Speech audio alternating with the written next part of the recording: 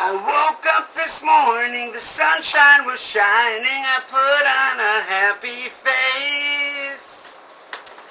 Good morning, everybody. It is Monday, May 11th, 2015. I'm Jeffrey G, and this is the Dutchman, my co-host. How are we doing, Monday? Good, let's get right into it. So, Friday was May 8th. 8 is my favorite number, so I had a great day at work. Kept it on the down low Friday night. Saturday, I slept in a little bit. Actually, I woke up so early that I took a long nap. And then we went to that gay wedding, the gay beach wedding. I will say, I got laid. They handed out little lays for the wedding, so that was cool. But my friend Richie didn't tell me that the invitation said, men, please wear white shirts and khaki pants. And I was literally the only person wearing a light blue, like this color blue button down with a tie and khaki pants. So I didn't match it, I didn't fit in, I was the only person. Do you know, like, what a reject it seems like what a standout person I'm standing out. They're probably like, we don't have this kid in our pictures. A, we don't know him. B, he's not wearing the right colors. Totally ruined the color scheme for these gays. I felt bad.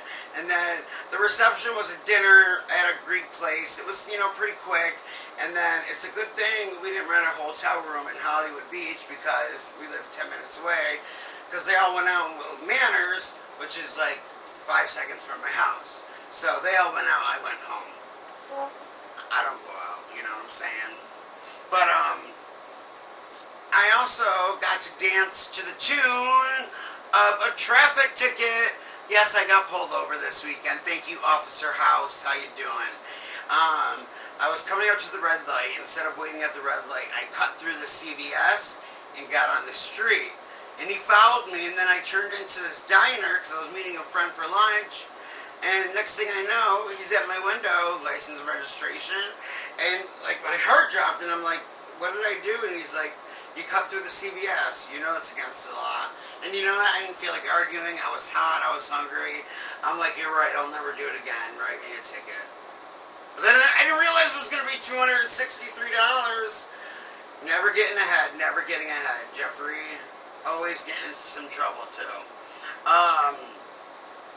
So, if I ever do get a husband and I have a wedding, it's going to be a little different, a little more classier. You know, my sister-in-law will help. She's good at that stuff. But this one was nice for the budget.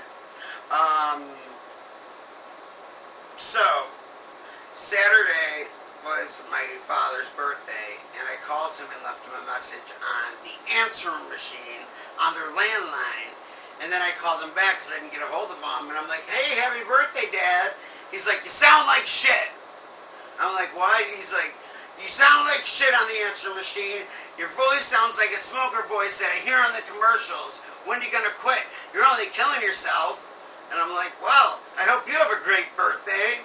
Jeez. And then I call my mom on Mother's Day, and I'm like, hi, happy Mother's Day. You know, I'm sending out your card, Mama G. I got her too, because, it's Mama G. And it's going to be a little late since I'm sending them out tomorrow. My dad's birthday card and my mom's Mother's Day cards. And my mom's like, oh, I knew you were upset about that. I'm like, well, I'm trying to, be nice to the guy, and he's yelling at me about my smoking on his birthday. But, so Mama G had a good Mother's Day. All of her children called. Of course, I was the first one, as always. And then she was going to my aunt's for Mother's Day lunch. So that was nice. And it takes little things to get a person motivated. Me personally, that's when people tell me I can't do something, then I'll just purposely go and do it. And I was instant messaging with a friend who started to become a manager and an agent. And I said, hey, bud, I'm thinking about moving back to New York City. Would you be interested in being my manager/agent? And he said, yeah, Jeff, I'm not going to be able to consider you for management at this time. I'm representing real serious actors and that I've been tracking for several years or have repped in the past. But wish you the best in whatever you hope to do and find that agent and manager that can help you. And then I wrote, I want to get into this. I've been doing this show. And he's like, I think you need to start looking for something different. Well, you know what? I'm sorry I don't have a father that can give me money to start up my own business, but I am starting a collection. So you can go to jeffreygshow.com and go under like store, and there's a button for donations. And I'm going to try to raise $20,000 and put a down payment on my own business and try to run the Jeffrey G Show, make it an empire. And I'm very serious. I am accepting donations, and it would be greatly appreciated. Tell me I can't do what I want to do in my life. That's like so upsetting. But with all my quotes, we're turning it down because other people's limitations aren't necessarily your limitations.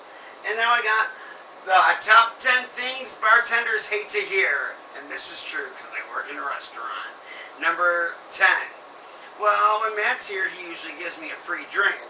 Number 9. Can you charge my phone? Number 8. Can I get a beer? And the bartender says, what kind of beer? Just a beer. That's so annoying. A lot of foreigners do that. Number 7. Heckling to get the bartender's attention. Hey, Maddie, over here. I need a drink. I remember because I used to be a heckler. 6.